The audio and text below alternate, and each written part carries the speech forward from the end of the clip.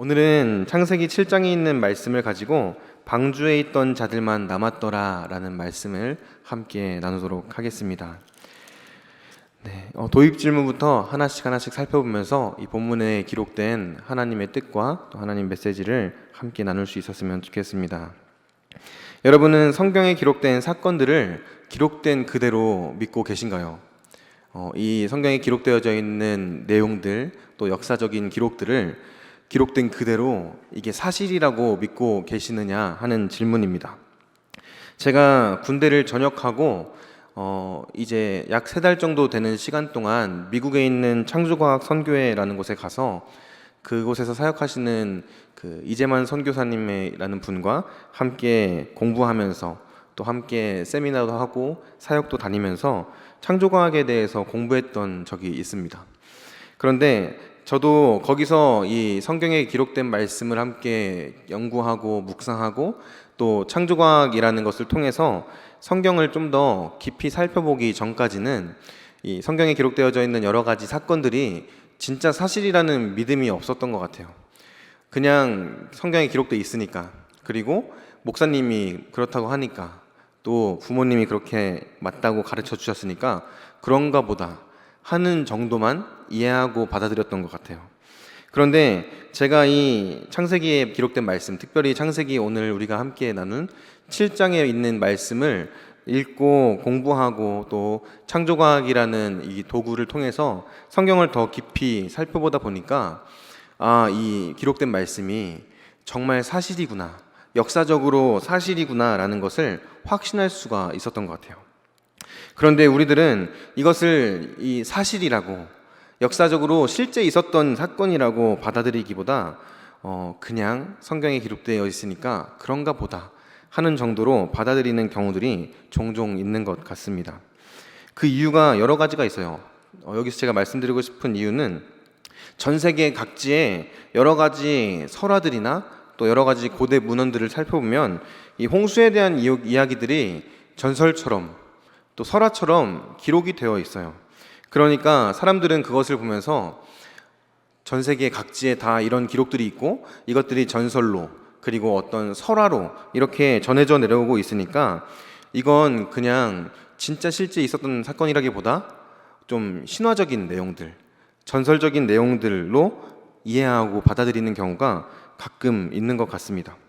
실제로 고대 메소포타미아 길가메시 서사시라는 이 서사시, 아주 유명한 서사시인데요. 여기에도 이 길가메시라는 인물이 홍수를 경험하게 되는, 심판의 홍수를 경험하게 되는 내용들이 기록되어져 있고, 중국에도 여러 가지 설화들이 있는데 어떤 한 설화에는 주인공의 이름도 비슷해요. 성경에는 노아라고 기록되어져 있는데 그 중국의 설화에는 누아라는 인물이 이제 신의 계시를 받고 홍수 심판을 경험했다라는 내용들이 기록되어져 있습니다.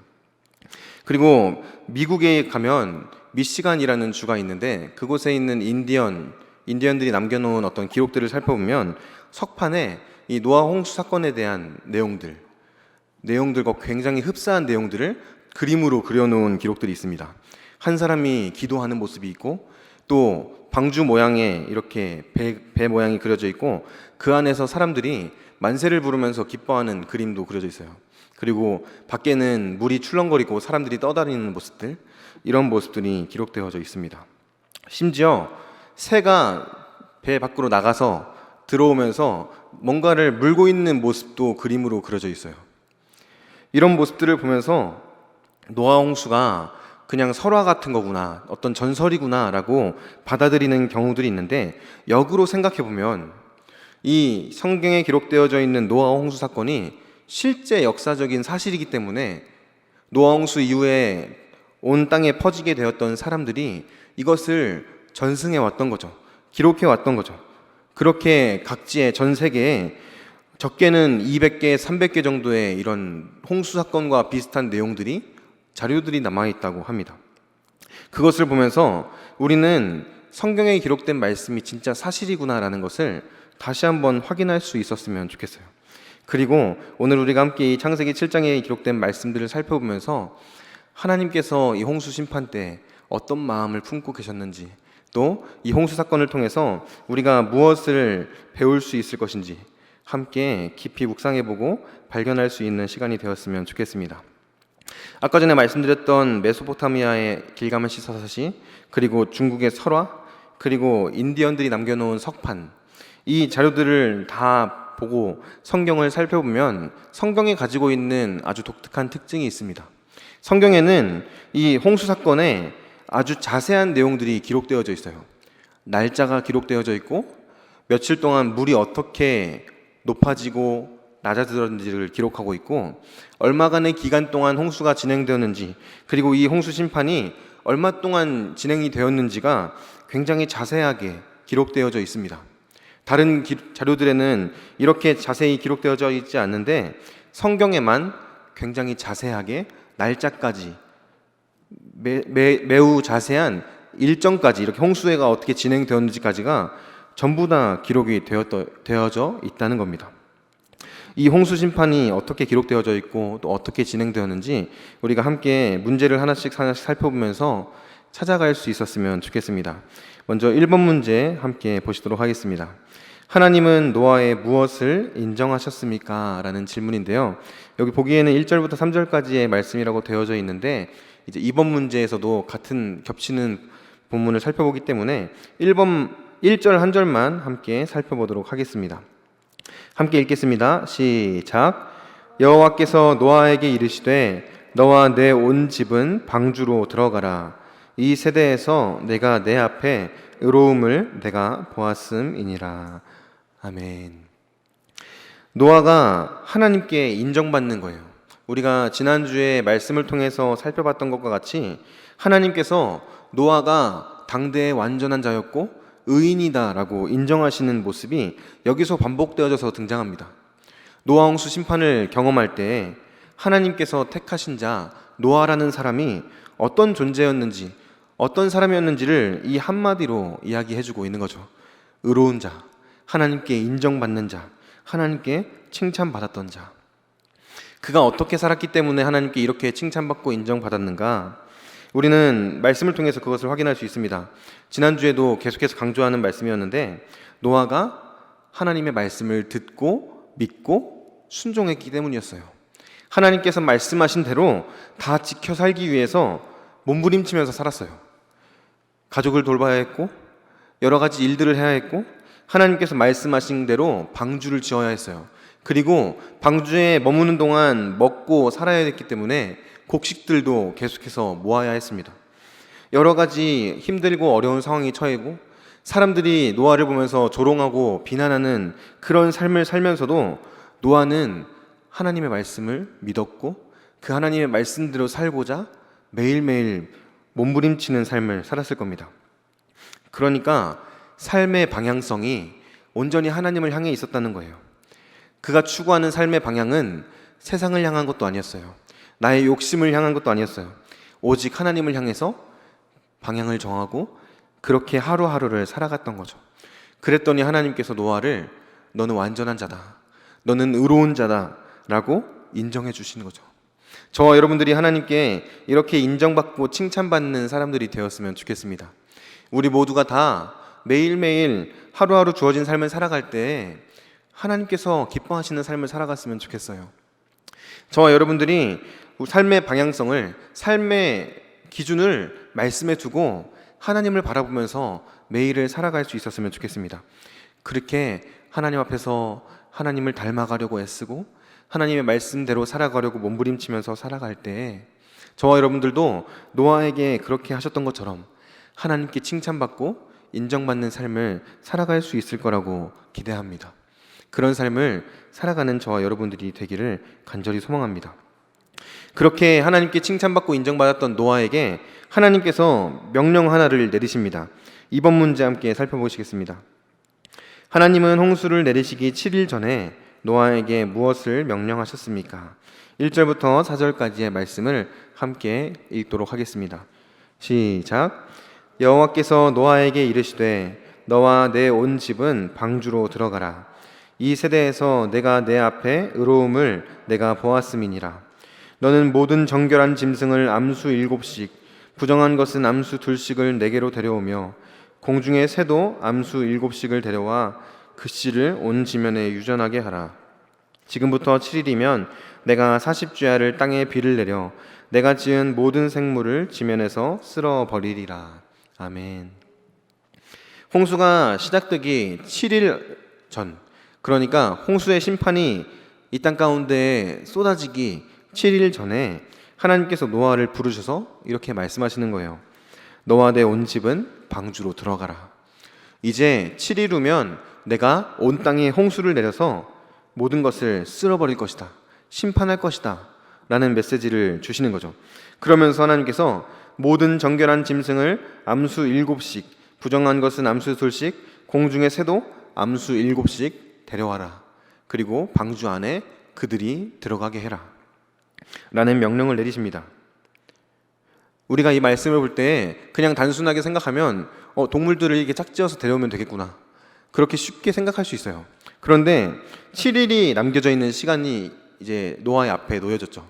그리고 하나님의 말씀을 따라서 이 말씀을 지키기 위해서는 정한 짐승과 부정한 짐승, 그리고 공중의 새를 모든 종류를 다 만나서 짝을 지어서 방주로 데려와야 돼요. 가능할까요? 노아가 동물 몇 마리만 이렇게 만나고 몇 종류만 만나다 보면 7일은 금방 갈 겁니다. 지구상에 있는 모든 동물들을 짝을 지어서 정해진 숫자만 방주에 모두 실는 건 사실상 불가능한 일이에요. 그런데 하나님께서 노아에게 이렇게 말씀하시는 거죠. 노아는 할 수 없었어요. 노아는 자기가 뭔가를 노력하고 애써서 이룰 수 있다고 생각하지도 않았고, 자기가 이 동물들을 모두 만나서 짝을 지어서 방주로 데려올 수 있을 거라고 생각하지도 않았을 겁니다. 그는 이 말씀을 통해서 오히려 하나님께서 생명을 어떻게 생각하시는지를 더 깊이 묵상할 수 있었을 겁니다. 그리고 7일이라는 남은 시간 동안 자신이 무엇을 해야 할지를 더 분명하게 깨달았을 겁니다. 7일이라는 남는 시간 동안 그가 무엇을 했을까요? 산속에 들어가고 바다에 가고 동물들을 막 만나가지고 막 잡아서 끌고 왔을까요? 7일이라는 남은 시간 동안 그는 아마 그의 이웃들을 찾아갔을 겁니다. 그의 가족들을 찾아갔겠죠. 하나님께서 말씀하셨거든요. 7일이 지나면 홍수가 시작될 거다. 모든 걸 다 쓸어버릴 거다. 그때 노아가 했을 법한 반응은 사람들을 찾아가는 거였을 겁니다. 복음을 듣지 못한 사람들, 내가 사랑하는 사람들, 아직 하나님 알지 못하는 사람들에게 찾아갔을 겁니다. 그리고 그들에게 복음을 전했겠죠. 하나님이 심판하신다고 말씀하셨다. 하나님께서 이제 일주일 남았다고 하셨다. 계속해서 복음을 전했을 겁니다. 제발 내 말을 믿고 하나님의 말씀을 믿고 방주로 들어가자. 그런데 우리가 이 성경에 기록된 말씀을 잘 알고 있는 것처럼 한 사람도 그 노아의 말에 반응하지 않았습니다. 단 한 사람도 노아가 그렇게 하나님의 말씀을 전하고 심판의 메시지를 전할 때 반응하지 않았어요. 그들은 세상의 것에 완전히 취해 있었거든요. 세상에서 먹고 마시고 시집가고 장가가고 즐기는 것에 완전히 빠져 있었거든요. 하나님 말씀은 들리지 않았어요. 그래서 그들은 그냥 살던 대로 죄를 지으면서 일주일이라는 시간을 보냈을 겁니다. 노아와 가족들은 방주의 문이 닫히기 전까지도 계속해서 사람들에게 복음을 전했을 거예요. 이제 심판이 시작된다는 것을 그들은 분명히 알았기 때문에, 하나님께서 살아계시고 하나님께서는 말씀하신 대로 모든 것을 이루시는 분이시라는 것을 그들은 분명히 알았기 때문입니다. 그래서 그들은 계속해서 하나님의 말씀을 따라서 그 말씀을 증거하는 삶을 살았을 겁니다. 일주일 남은 시간 동안. 그리고 하나님께서 생명을 어떻게 보존하기를 원하시는지, 하나님께서 모든 생명을 얼마나 귀하게 여기시는지를 그는 계속해서 느꼈을 겁니다. 왜냐하면 이 동물들이 노아를 향해서 나아오기 시작했거든요. 9절 말씀해 보시면 노아에게 나와 방주로 들어갔다라고 말합니다. 모든 동물들이 짝을 지어서 노아에게 나아왔다고 말해요. 노아가 방주로 동물들을 데려왔다가 아니라 동물들이 방주를 향해서 나아왔다라고. 하나님께서 그들을 이끌어 오신 거예요. 하나님께서 귀하게 여기시는 생명들을, 이 땅을 심판하시지만 다시 하나님께서 심판 이후에 이 땅에 번성하고 생육하게 만들고 싶은 그 생명들을 친히 방주를 향해서 하나님께서 이끌고 오셨던 겁니다. 하나님이 일하셨다는 거죠. 노아는 하나님의 일하심을 여기서 한 번 더 경험했을 겁니다. 하나님께서 말씀하시고 말씀하신 것을 이루시고 하나님께서 친히 일하신다는 사실을 그는 이 사건을 통해서 분명하게 깨달을 수 있었을 거예요. 그리고 나서 노아와 그의 가족들은 방주에 들어갑니다. 3번 문제에 보시면 하나님의 홍수 심판 예고를 믿고 방주에 들어간 사람은 누구입니까? 라는 질문이 있습니다. 우리 13절만 같이 함께 읽도록 하겠습니다. 시작. 곧 그날에 노아와 그의 아들 셈, 함, 야벳과 노아의 아내와 세 며느리가 다 방주로 들어갔고. 아멘. 노아와 셈, 함, 야벳과 아내와 세 며느리들이 방주로 들어갔어요. 하나님께서 홍수로 이 땅을 심판하시겠다, 모든 생명체들을 다 쓸어버리시겠다라고 말씀하신 것을 노아는 전적으로 신뢰했습니다. 그리고 믿었습니다. 그래서 그의 가족들에게 먼저 이 사실을 이야기했겠죠. 그리고 그의 아들들 셈, 함, 야벳과 그의 아내와 며느리들은 노아의 이야기를 듣고 반응했어요. 사람들은 노아가 하는 이야기를 듣고 비웃었어요. 조롱하고 손가락질했을 겁니다. 그리고 굉장히 비난했을 거예요. 그런데 그의 가족들, 그의 아들들과 며느리들, 그의 아내는 노아의 말을 듣고 하나님의 심판의 메시지를 듣고 반응했어요. 그리고 그들은 그 사실을 믿었고 방주에 들어갈 수 있게 되었다는 겁니다. 우리는 여기서 하나님을 향한 분명한 믿음을 가지고 있는 사람 한 사람이 얼마나 중요한지를 깊이 생각해 볼 수 있었으면 좋겠어요. 노아 한 사람이 믿었기 때문에 다른 가족들은 믿지 않아도 구원받았다라는 것을 이야기하는 것이 아닙니다. 노아 한 사람이 믿었기 때문에 그가 하나님에 대해서 증거할 때, 하나님의 심판에 대한 메시지를 전할 때 그의 가족들이 그것을 듣고 믿었다는 것을 여기서 이야기하는 거예요. 한 사람으로 말미암아 그 가정이 구원받았다는 사실을 여기서 분명하게 증거해주고 있는 겁니다. 저와 여러분들을 통해서 아직 하나님 알지 못하는 가족들, 아직 하나님을 들어보지 못한 가족들이 하나님에 대해서 알고 하나님을 믿을 수 있었으면 좋겠어요. 그렇게 가족들이 구원받는 역사들이 우리 교회 안에 가득했으면 좋겠습니다. 아직도 하나님을 부인하는 가족들이 있어요. 아직도 하나님을 부인하는 배우자가 있어요. 자녀가 있어요. 그들에게 우리가 무엇을 해야 하겠습니까? 성경에서 말하는 것을 우리는 분명하게 바라봐야 합니다. 아직 하나님을 알지 못하고 복음 한 번도 들어보지 못한 가족들이 있다면, 내 이웃이 있다면, 내 친구가 있다면 그들에게 우리는 노아가 했던 것처럼 하나님을 전해야 돼요. 하나님을 증거해야 돼요. 먼저 믿은 자로서 복음 전하는 일에 힘써야 합니다. 그때 하나님께서 일하실 것이고, 그때 노아의 자녀들이 구원받았던 것처럼 우리들의 가족들도, 우리의 이웃도, 우리의 친구들도 하나님께로 돌아오는 역사들을 우리가 경험하게 될 줄로 믿습니다. 올 한 해 코로나 바이러스로 인해서 많이 어려운 시기들을 보내고 있어요. 전도하는 것도 굉장히 어렵고 복음 전하는 것 자체도 굉장히 부담스러워하는 사람들을 많이 만나요. 그런데 우리는 그럼에도 불구하고 전도하는 것을 멈춰서는 안 됩니다. 그럼에도 불구하고 하나님을 증거하는 일들을 주저해서는 안 돼요. 성경에서는 예수님께서 다시 오실 그때 하나님의 심판이 시작된다라고 이야기하고 있어요. 예수님께서 재림하시는 그때가 언제인지 우리는 알 수 없다라고 분명히 이야기해요. 그런데 우리는 마치 노아의 이야기를 들었던 사람들이 홍수가 시작되기 일주일 전 동안 무시했던 것처럼 아직은 아닐 거야. 무슨 심판이야. 아직 괜찮겠지. 그런 마음으로 하루하루를 살아갈 때가 있는 것 같습니다. 그런 모습으로 살아가는 것이 아니라 노아와 그의 가족들이 그랬던 것처럼 하나님 증거하는 일에 하루도 빼놓지 않고 힘쓰고 노력하는 저와 여러분들이 되었으면 좋겠어요.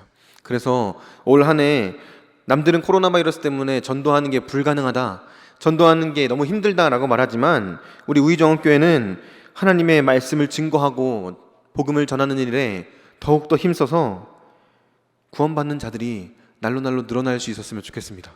그래서 우리 교회가 하나님을 만나고 하나님의 은혜로 구원받은 자들이 가득하게 되었으면 좋겠어요. 모두가 다 안 된다고 말할 때 우리는 그 말을 듣고 귀 기울이는 것이 아니라 하나님의 말씀을 보고 하나님께 집중하는 거예요. 그리고 하나님의 일하심을 신뢰하는 거예요. 그렇게 하나님의 말씀대로 복음 전하는 일에 더욱더 매진하는 우리 우이종원교회가 되었으면 좋겠습니다. 그리고 그 열매를 올해 반드시 볼 수 있었으면 좋겠어요. 그래서 우리 온 교회가 함께 하나님께 영광을 돌렸으면 좋겠어요. 하나님을 더 뜨겁게 찬양하는 우리 우이종원교회가 되었으면 좋겠습니다. 우리 이어서 4번 문제 함께 보시겠습니다. 성경에는 하나님께서 일으키신 홍수 심판을 매우 자세하게 기록합니다. 홍수 심판은 언제부터 어떻게 진행되었습니까? 우리 10절부터 12절까지의 말씀을 함께 읽도록 하겠습니다. 시작. 7일 후에 홍수가 땅에 덮이니 노아가 600세 되던 해 둘째 달 곧 그 달 11의 날이라. 그날에 큰 기품의 샘들이 터지며 하늘의 창문들이 열려 40주야를 비가 땅에 쏟아졌더라. 아멘. 하나님께서 말씀하신 후에 정확히 7일이 지난 후에 홍수가 시작됩니다. 7일이라는 시간, 일주일이라는 시간 동안 노아는 사람들을 만나고 다니면서 복음을 전했겠죠?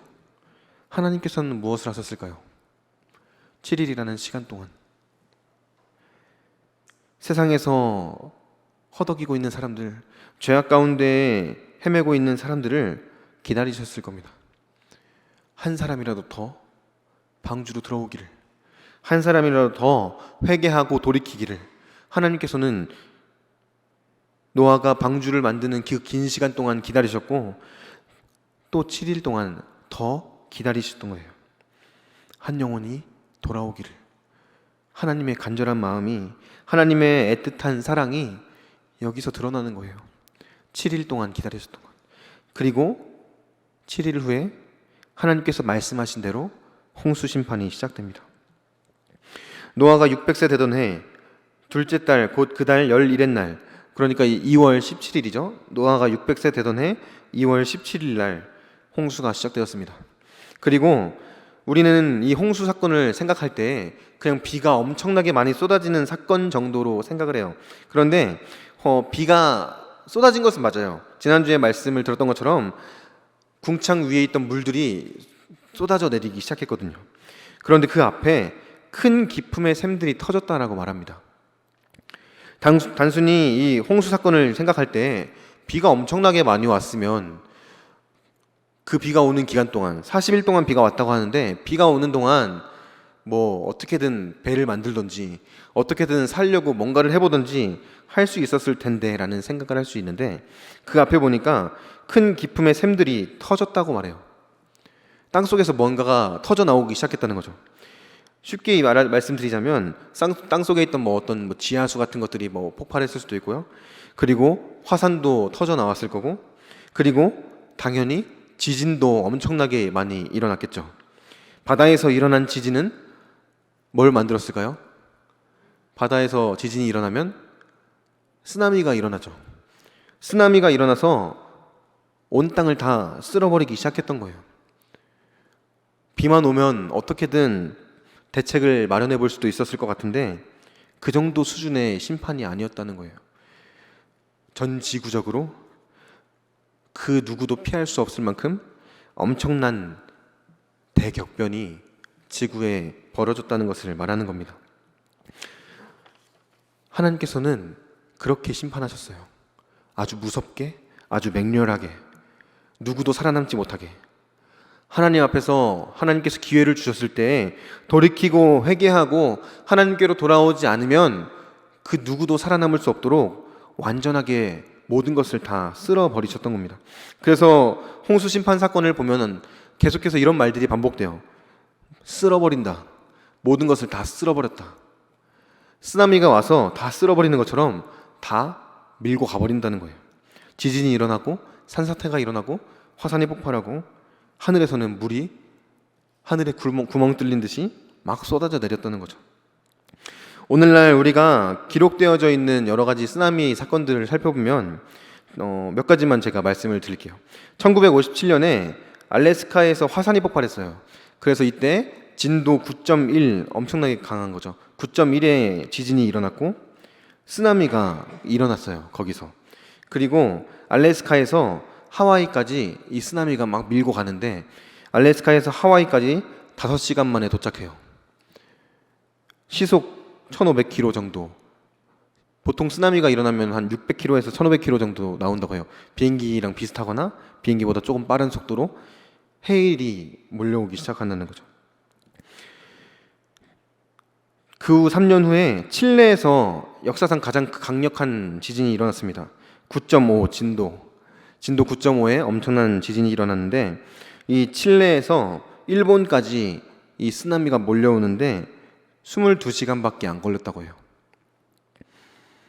속도는 약 600km 정도 이렇게 했다고 하고 이 쓰나미들을 살펴보니까 최고 높이가 막 3m, 4m 이 정도는 그냥 넘어가는 그 정도 수준으로 해일이 막 몰려오는 거죠. 지금 일어나는 이런 쓰나미들을 보면 노아 홍수 사건 때 만약에 지구 곳곳에서 지진이 일어나고 쓰나미가 일어났다면 하루도 안 돼서 몇 시간 만에 아마 다 쓰나미로 쓸려갔을 거라는 것을 추론해 볼 수 있습니다. 피할 수 없다는 것을 다시 한번 이야기하고 싶었어요.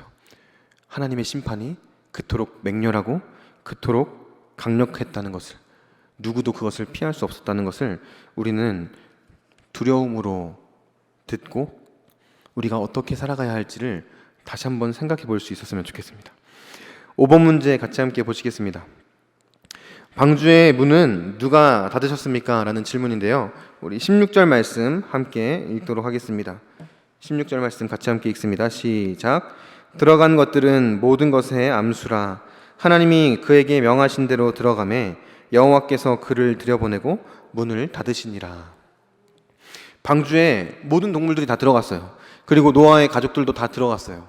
그리고 나서 하나님께서 문을 닫으십니다. 여기서 우리는 두 가지를 생각해 볼 수 있습니다.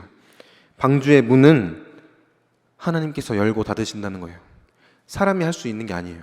하나님께서 열고 닫으셔요. 그 말은 들어가고 나가는 건 마음대로 할 수가 없다는 거예요. 하나님께서 들여보내시고 하나님께서 내보내주셔야 가능하다는 것을 말합니다. 방주에 들어간다는 것은 그런 거예요. 전적으로 하나님께서 모든 것을 하시고 전적으로 하나님께 달려있다는 것, 그리고 우리는 하나님을 온전히 신뢰해야 된다는 것, 그것을 여기서 이야기하고 있는 겁니다. 두 번째로 문을 하나님께서 닫으셨다는 건 하나님께서 맨 마지막에 거기 계셨다는 거예요. 문 닫기 전까지 뭘 하셨을까? 전 이걸 생각해 봤어요. 문을 닫으시기 전까지 하나님께서 뭐 하셨을까? 여기서도 하나님은 기다리셨을 거예요. 이제 심판이 시작되는데 지금이라도 한 영혼이라도 살려달라고, 나 용서해달라고 소리치면서 달려오기를 하나님은 기다리셨을 겁니다. 끝까지 기다리시는 거예요. 마지막까지 기다릴 수 있을 때까지 기다리시는 거예요. 우리가 여행을 가거나 교회에서 이제 어른들을 모시고 관광을 가거나 이러면 버스를 타고 이동할 때 있잖아요. 버스를 타고 이동할 때 맨 마지막에 문 앞에서 서서 기다리는 사람은 뭐 하는 사람일까요? 화장실 갔다가 늦게 온 사람일까요? 그 사람이 들어갈 때까지도 문 앞에서 기다려요. 몇 명 들어갔는지, 다 탔는지, 누가 안 왔는지 계속 체크하고 기다리는 거죠. 그런 것처럼 하나님께서 방주 문 닫기 전에 계속 기다리고 계신다는 거예요. 하나님의 애타는 마음이 저와 여러분들에게 온전하게 전해질 수 있었으면 좋겠어요. 그래서 저와 여러분들에게 하나님의 이 심령이 온전히 심겨질 수 있었으면 좋겠습니다.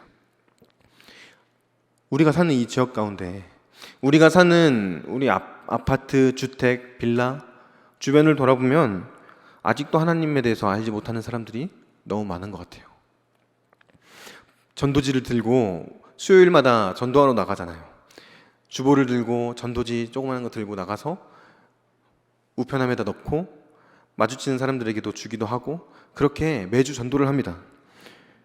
그런데 그때마다 느끼는 건 뭐냐면 사람들이 굉장히 반응하지 않는다는 거예요. 그때마다 느끼는 건 아직도 하나님을 알지 못한 사람들이 너무 많다는 거예요. 제가 사는 아파트에 전도지를 가지고 가서 이렇게 하나씩 꽂아본 적이 있어요. 그리고 나서 며칠이 지나고 나서 다시 이렇게 입구를 들어가는데 전도지가 막 땅에 떨어져 있는 거예요. 그게 뭘까요? 사람들이 꺼내서 버렸다는 거겠죠. 그걸 보면서 막 마음에 시험이 들기도 해요. 어떻게 이렇게까지 냉정하게 버릴 수 있을까? 좀 읽어라도 보지 이런 마음이 들긴 하는데 그러면서 좌절하고 낭망하는 것이 아니라 이 전도를 하면서 소식을 듣다 보면 감사하고 기쁜 일들이 하나하나 생겨나는 것을 경험합니다. 그렇게 버려진 전도지, 그렇게 막 땅에 나뒹구는 막 전도지나 주보 이런 걸 보고 교회를 찾아오는 분들이 계세요. 그런 걸 보고 교회에 와서 예배 드리는 분들이 계세요. 그 말은 무엇을 의미할까요? 우리가 전도하는 것을 멈추면 안 된다는 걸 말하는 거예요. 어떻게 해서든지 복음을 전해야 돼요. 계속해서 전달해야 돼요. 전도지를 전하고 복음을 증거하고 직접 입술로 말하고 선포하고 당장 내 눈에는 보이지 않을 수 있어요. 당장 내가 볼 때 사람들이 반응하지 않을 수도 있어요. 그런데 그럼에도 불구하고 하나님께서는 오늘날에도 일하신다는 거예요. 그 사실을 분명하게 확신할 수 있는 저와 여러분들이 되었으면 좋겠습니다. 저도 그렇고 여러분들도 그렇고 하나님을 온전히 신뢰할 수 있었으면 좋겠어요. 그래서 지금 이 시기에 우리가 무엇을 해야 할까를 고민하면서 하나님께서 마음 주시는 대로 하나님께서 떠오르는 어떤 사람을 생각나게 해주신다면 그 사람에게 복음을 전하는 일을 망설이지 않았으면 좋겠습니다. 그렇게 우리 모두가 계속해서 복음을 전하다 보면 놀라운 일들을 경험하게 될 거라고 저는 믿습니다. 그 일들을 경험하는 주인공들이 저와 여러분들이 되었으면 좋겠습니다. 6번 말씀 함께 보겠습니다. 하나님의 홍수 심판으로 누가 살아남았습니까? 우리 23절 말씀 함께 읽도록 하겠습니다. 지면의 모든 생물을 쓸어버리시니 곧 사람과 가축과 기는 것과 공중의 새까지라. 이들은 땅에서 쓸어버림을 당하였으되 오직 노아와 그와 함께 방주에 있던 자들만 남았더라. 아멘. 하나님께서 방주의 문을 닫으시고 홍수가 시작되고 기품의 샘들이 터져 나오기 시작하면서 하나님께서 이 땅을 심판하시는 사건들이 진행되기 시작합니다. 그래서 모든 것을 다 쓸어버리세요. 호흡이 있는 생명체들은 다 쓸어버림을 당했다라고 성경에서는 이야기합니다. 다 죽었다는 거죠. 오직 노아와 그와 함께 방주에 있던 자들만 살아남았다라고 성경은 이야기합니다. 홍수 심판으로 살아남은 사람들은 방주에 남아있는 자들이었습니다. 방주에 있던 자들이었어요. 지면에 있던 사람들은, 땅에 있던 사람들은 다 심판을 통해서 죽게 되었습니다. 땅에 속한 자, 세상에 속한 자들은 하나님의 심판 때 다 쓸어버림을 당해버리고, 방주에 속한 자, 하나님께 속한 자들은 하나님의 구원을 경험하게 됩니다. 저와 여러분들이 하나님께 속한 자, 방주에 속한 자로 이 세상을 살아갈 수 있었으면 좋겠습니다. 세상에 속한 자들은 어떻게 살아가죠? 세상의 것을 바라보면서 살아가겠죠. 물질을 사용할 때에도, 사람들을 만나서 대화할 때에도, 직장에서 무엇인가 일을 할 때에도 세상의 가치관을 가지고 그들의 방식을 따라서 그들을 따라서 살아갑니다. 그런데 하나님께 속한 자들은 달라요. 하나님께 속한 자들은 돈을 쓸 때에도 달라요. 달라야 합니다. 다른 사람들을 만나서 대화할 때에도 달라야 돼요. 다른 사람들을 만나서 대화하는데 세상 사람들과 똑같은 관점으로 똑같은 표현을 사용하면서 대화를 하고 있다? 스스로를 한번 돌아볼 필요가 있어요. 내가 지금 땅에 속한 자인가? 하나님께 속한 자인가? 방주에 있던 자들은 하나님의 구원의 은혜를 경험하게 됩니다. 세상이 홍수로 모든 것을 쓸어버리면서 물이 점점점 차오르기 시작할 때 방주도 점점점 뜨기 시작하는 거죠. 절망적인 상황이 점점 차오르기 시작할 때 방주도 그와 함께 그 물 위로 떠다니는 거예요. 하나님의 은혜가 여기서 드러나는 겁니다. 세상은 절망적이고 세상의 모든 것을 다 심판으로 쓸어버림을 당하고 있지만 그 가운데에서도 하나님께 택함 받은 자들, 하나님께 속한 자들은 하나님의 보호하심을 받는다는 것을 이야기하는 거예요. 저와 여러분들이 매일매일의 삶 가운데에서 하나님께 속한 자답게 살아가면서 하나님께서 방주를 지키고 보호하시는 것처럼 하나님의 손길을 경험할 수 있기를 바랍니다. 하나님의 만지심을 경험하는 거예요. 삶의 아주 작은 부분까지, 사소한 것처럼 생각되는 부분까지도 하나님께서 나와 함께 하시는구나, 그 사실을 경험하고 하나님과 매일매일 동행하는 삶을 살아갈 수 있는 저와 여러분들이 되었으면 좋겠습니다. 마지막으로 방주에 들어간다는 것이 오늘날 우리에게 무엇을 이야기하는지 한 번 더 생각해 봤으면 좋겠습니다. 방주라는 단어는 히브리어로 테바라는 단어를 사용합니다. 그런데 이 테바라는 단어를 검색해 보면 성경에 크게 두 군데에서만 사용됩니다. 첫 번째는 창세기 7장에 기록되어져 있는 것처럼 방주를 의미할 때 사용되는 단어예요. 두 번째는 출애굽기 2장 3절에 모세가 갈대 상자에 들어갈 때 이 갈대로 만든 상자를 말할 때 테바라는 단어가 사용됩니다. 근데 여기엔 공통점이 있어요. 갈대 상자에 아기를 넣어서 떠나보내고 노아와 그의 가족들과 동물들이 방주에 타서 물에 떠다니죠. 근데 거기에 뭐가 없을까요? 운전을 할 수 있는 키가 없어요. 운전대가 없어요. 내가 원하는 대로 갈 수가 없어요. 갓난 아기였던 모세는 갈대 상자에 몸을 맡긴 채 그냥 물 흘러가는 대로 떠나가게 돼요. 방주에 들어가 있던 노아와 그의 가족들, 방주에 들어가 있는 채로 그냥 둥둥 떠다녔을 겁니다. 내가 원하는 방향으로, 내가 원하는 방식대로 갈 수가 없는 거예요. 방주에 들어간다는 것은 그것을 말하는 겁니다. 하나님께서 이끄시는 대로, 하나님께서 인도하시는 대로 갈 수밖에 없는 삶을 말하는 겁니다. 저와 여러분들이 방주에 들어가 있는 노아와 그의 가족들처럼, 갈대 상자에 들어가 있는 아기 모세처럼 하나님을 온전히 의지할 수 있었으면 좋겠어요. 당장 내 눈앞에 뭔가 보이지 않아도, 당장 내 눈앞에 목적지가 보이지 않고 결과가 나타나지 않아도 하나님을 신뢰하는 거예요. 하나님께서 인도하신다, 하나님께서 나와 함께 하신다, 그 사실을 분명하게 믿고 바라볼 수 있었으면 좋겠습니다. 방주에는 키가 없어요. 하나님을 온전히 신뢰하고 의지하지 않으면 살 수가 없는 게 방주에 들어간다는 것을 의미합니다. 두 번째로 방주에 들어간 자가 어떻게 살아가야 하는가를 한번 생각해 봤으면 좋겠습니다. 노아와 그의 가족들은 방주의 문이 닫히기 전까지 사람들에게 복음을 전했을 겁니다. 하나님께서 이야기하신 그 홍수의 심판, 하나님의 심판에 대해서 목이 터져라 외쳤을 거예요. 그런데 사람들은 듣지 않았고 홍수가 시작되고 물이 쏟아져 나오기 시작할 때 노아와 그의 가족들 외에는 모두 다 하나님의 심판을 받게 되었습니다. 방주에서 구원받은 노아와 그의 가족들의 기분이 어땠을까요?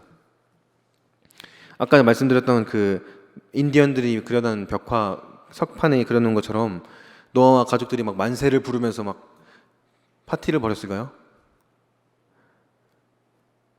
침울했을 거예요. 안타까워하고 슬퍼했을 거예요. 내가 사랑하는 사람들, 내 친구들, 그들이 아직 밖에 있는데 어떡하지? 그런 안타까운 마음이 그들의 마음에 가득했을 겁니다. 심지어 소리가 들렸을 수도 있어요.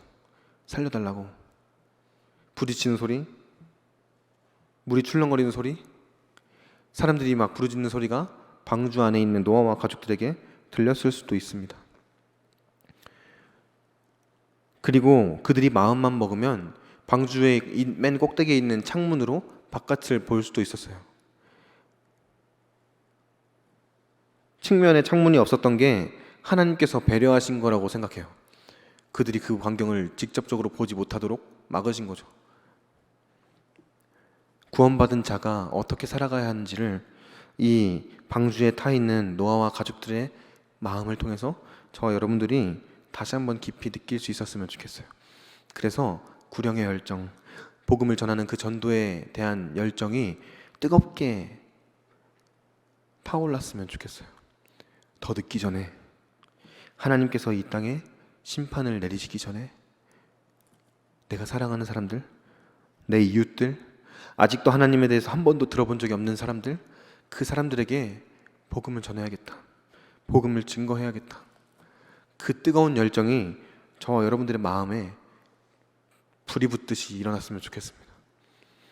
나이가 많아서, 나이가 적어서, 전도를 해본 적이 없어서, 많이 해봤기 때문에 여러 가지 핑계를 대면서 쉬는 것이 아니라 할 수 있는 한 수단과 방법을 가리지 않고 복음을 증거하는 일에 힘쓰는 저와 여러분들이 되었으면 좋겠습니다. 그리고 단순히 전도지를 전하고 만나서 복음을 증거하는 일에만 힘쓰는 것이 아니라 하나님께 속한 자답게, 하나님을 사랑하는 하나님의 사람들답게 우리가 사는 삶의 현장 속에서 살아갈 수 있었으면 좋겠어요. 하나님 알지 못한 사람들이 전도지를 전하고 복음을 이야기한다고 해서 한 번에 그것을 받아들이는 경우가 없다는 걸 저와 여러분들이 너무 잘 알죠. 그들이 무엇을 바라볼까요? 무엇을 통해서 하나님에 대해서 생각하게 되고 하나님에 대해서 인식하게 될까요? 저와 여러분들의 삶을 통해서 그들이 그것을 바라보게 될 겁니다. 내가 말하는 것, 내가 행동하는 것, 내가 일할 때 어떻게 일하는지, 내가 살아가는 삶의 방식이 어떠한지를 보면서 저 사람은 뭔가 좀 다르구나. 우리랑은 뭔가 달라. 저 사람 교회 다닌다던데. 저 사람이 믿는 하나님 도대체 어떤 신이길래 저 사람이 저렇게 살아갈 수 있는 걸까? 이런 궁금증들이 우리 주변에 있는 사람들에게서 일어났으면 좋겠어요.